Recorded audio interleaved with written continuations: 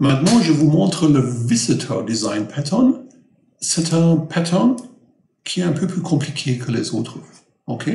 Mais on fait ça comme avant. Je commence avec un exemple simple et on va transformer l'exemple pas par pas. Ok?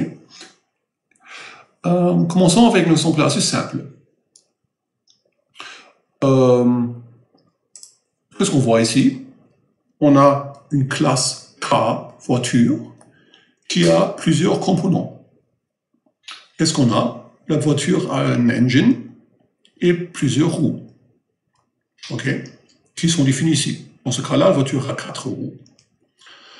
Et engine et wheel, ce sont des classes que j'ai définies ici. Vous voyez engine est ici, qui a certaines propriétés. Hein, et classe wheel est ici. Ok? Ils ont aussi des méthodes, par exemple les méthodes getPrice. Et vous voyez que engine et wheel implémentent l'interface KElement qui est définie ici. Et KElement est en fait c'est l'interface qui définit la méthode getPrice. Non, c'est même pas l'interface ici, désolé, c'est une classe abstraite. Ok, mais ça ne change rien.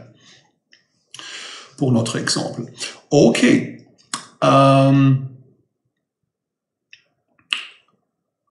Ce programme ici marche, mais à un moment, nous voulons ajouter, par exemple, une méthode pour imprimer une description d'une voiture. Ok, qu'est-ce que je dois faire? Pour imprimer une description d'une voiture sur l'écran, je dois imprimer la description de la voiture. Et bien sûr, de tous les composants d'une voiture. Okay? Ça veut dire l'engine et le wheels. Okay. Et comment je fais ça? J'ajoute d'abord une méthode print to KElement. Okay? Et j'implémente dans les différents KElement. Par exemple, pour l'engin, j'ai ajouté une méthode ici, print, une implémentation, qui imprime engine with horsepower.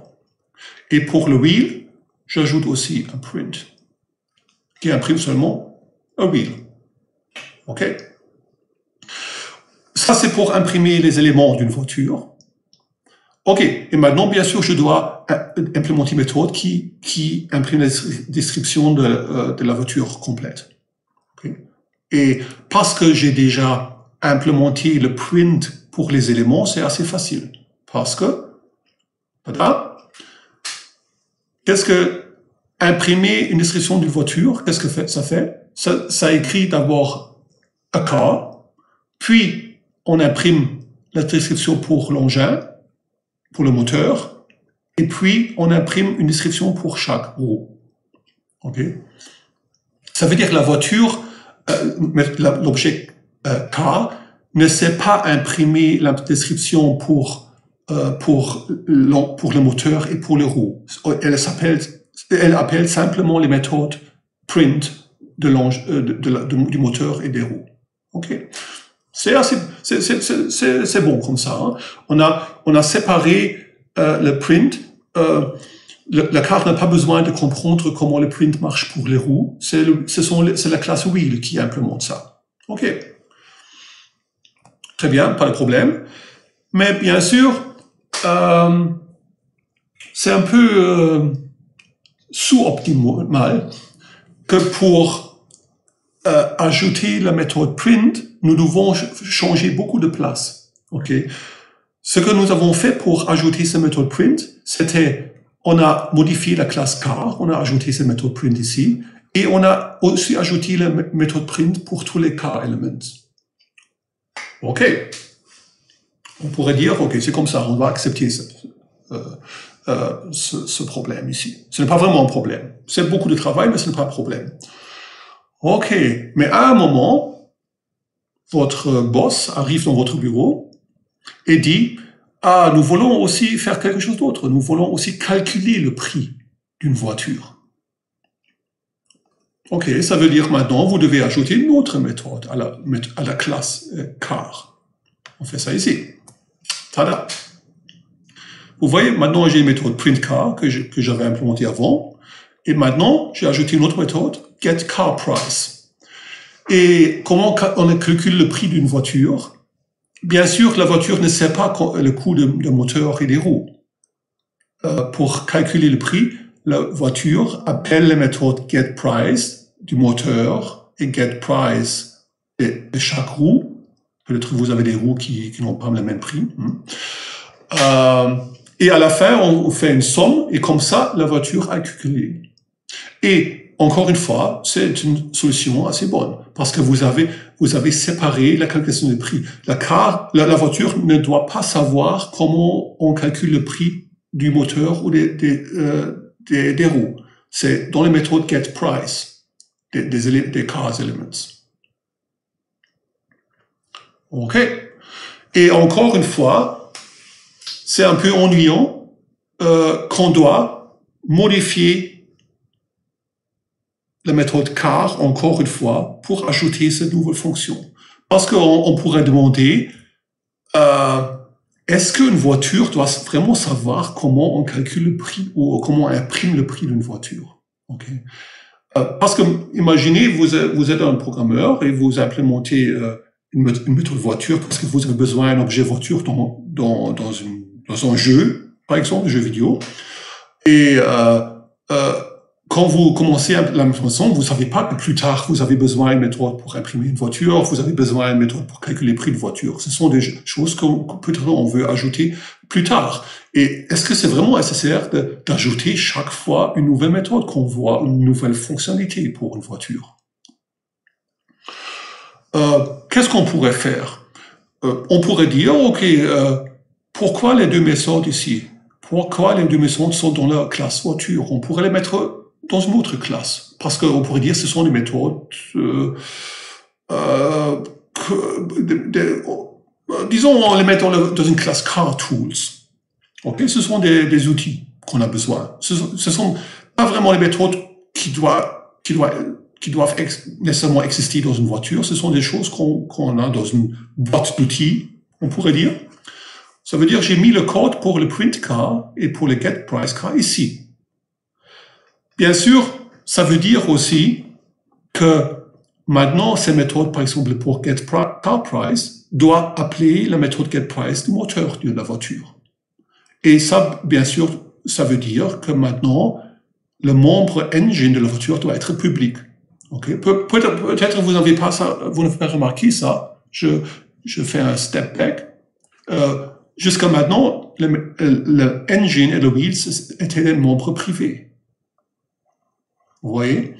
Mais maintenant, parce que j'ai mis le code pour la calculation du prix dans une autre classe, pour accéder au moteur et aux roues, je dois maintenant mettre un public ici. Ça, ce n'est pas très, très joli. Parce que ça veut dire maintenant, le monde extérieur sait comment la voiture est construite en interne. Et ce n'est pas bon. Parce que le but d'une classe est de cacher un peu l'implémentation. Nous ne voulons pas qu'on voit ce qu'il se passe dans une classe. Une classe est une chose qui a des méthodes qu'on appelle. Okay. Mais ici, en le faisant public, nous voyons immédiatement que wheel et les roues sont dans un array et il a le moteur, etc., etc. Est-ce qu'on peut implémenter ça différemment? Et pour ça, on utilise maintenant le Visitor Design Pattern. OK. Comment ça marche?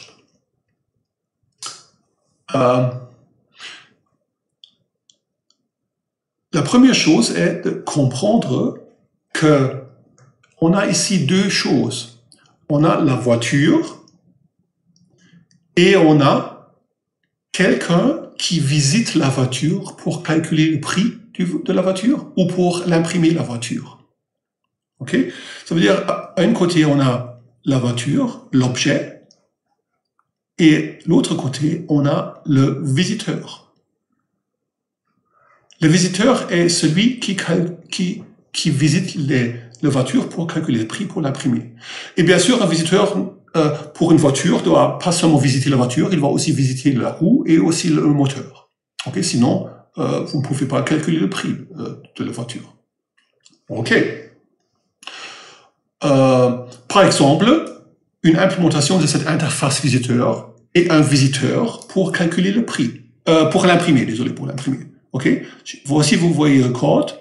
C'est une classe printVisitor qui implémente l'interface visiteur que j'ai définie au-dessus. Qu'est-ce qu'il fait? Il peut visiter une roue. Et qu'est-ce que ça veut dire visiter une roue? Ça veut dire l'imprimer.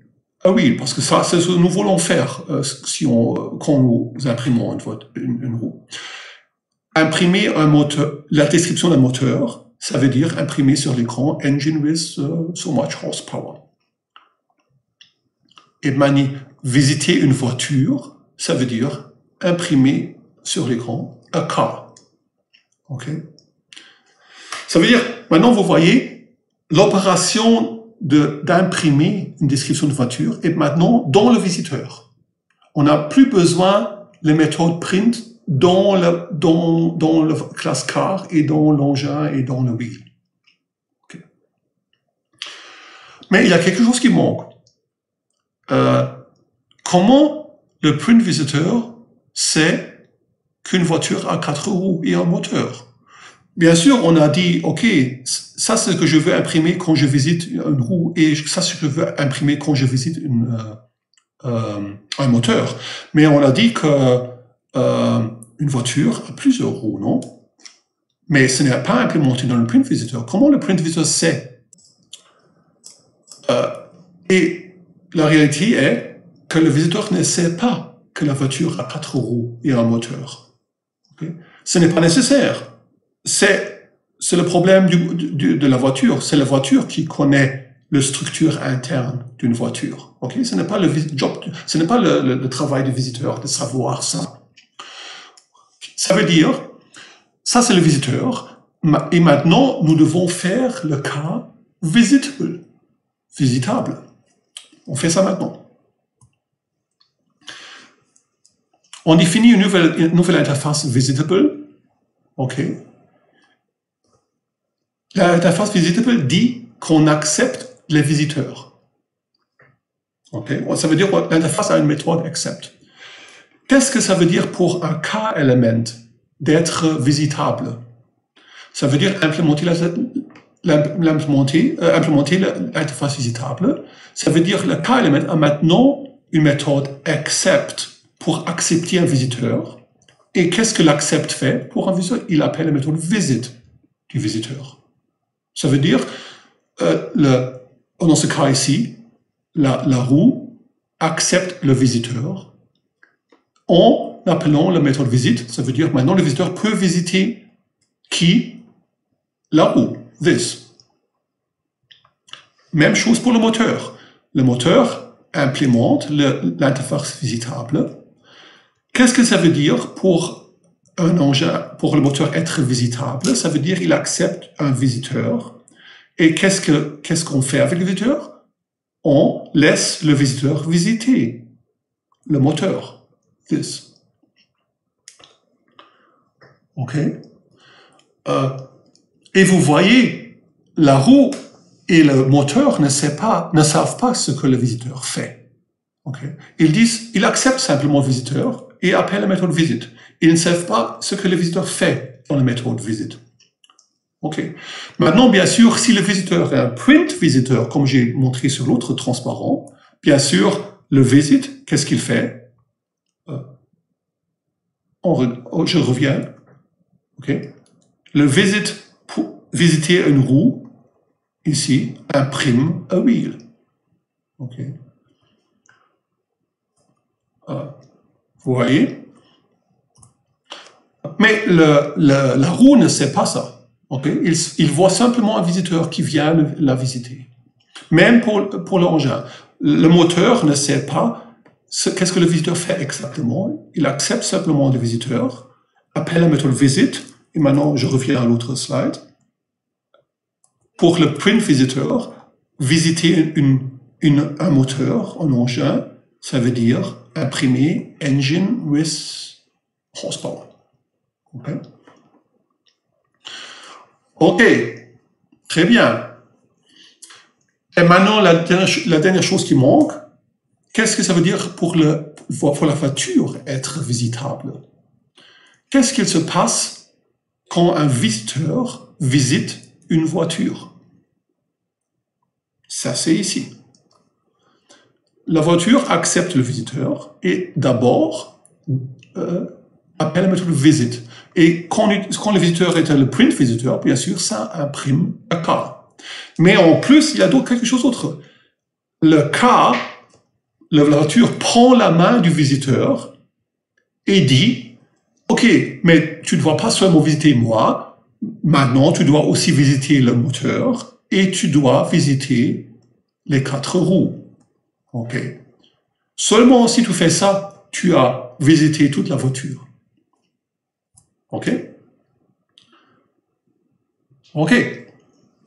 Et vous voyez maintenant, le visiteur ne sait pas comment la voiture est structurée internement. Le visiteur ne sait même pas que la voiture a 4 roues. C'est la voiture qui guide le visiteur. Ok? Ça veut dire maintenant, je peux imprimer une description de la voiture en appelant accept.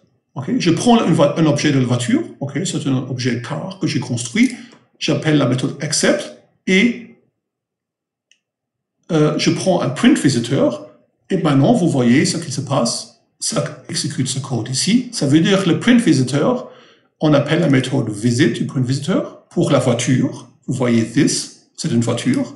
Et puis on envoie le visiteur au moteur et à la roue 0, 1, 2, 3. Et comme ça, le print visitor que j'ai donné comme paramètre à accept car va visiter tous les éléments de la voiture. Okay.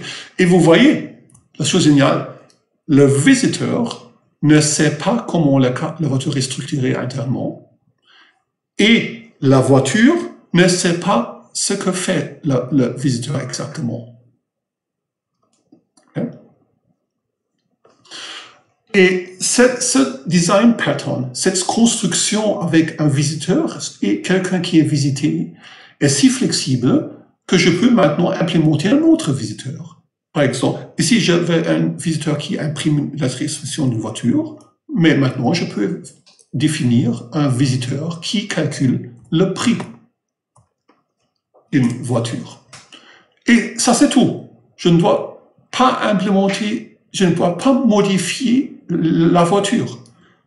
La seule chose que je dois faire est implémenter le visiteur pour calculer le prix.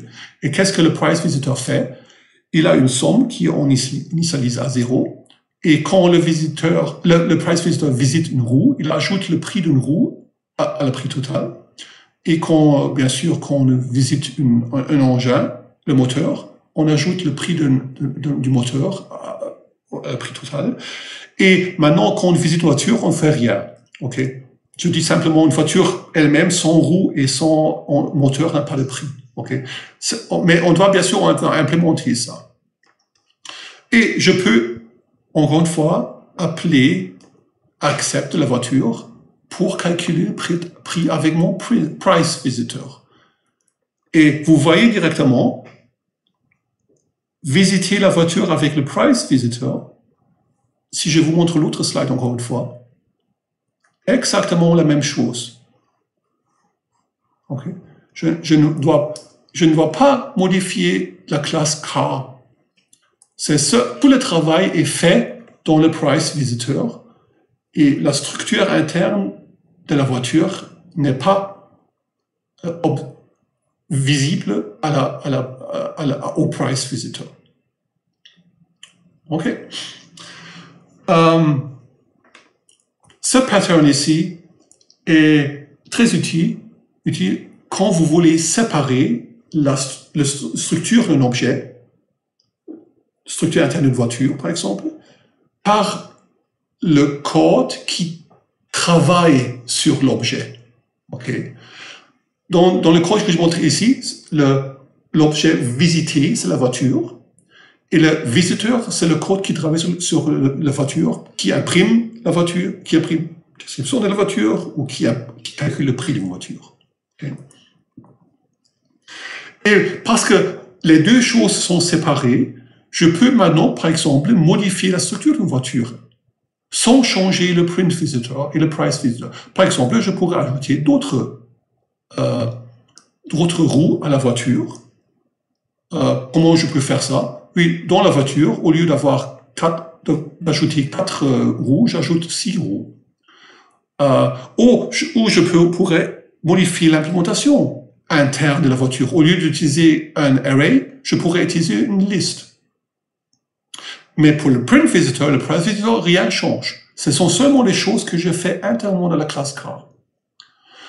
À l'autre côté, je pourrais créer d'autres visiteurs. Par exemple, les visiteurs qui, je ne sais pas, qui calculent la taille d'une voiture ou le poids d'une voiture. Okay. Et je peux implémenter ça comme j'ai déjà implémenté le print visitor, le price visitor, sans modification de la voiture elle-même ou des éléments de la voiture.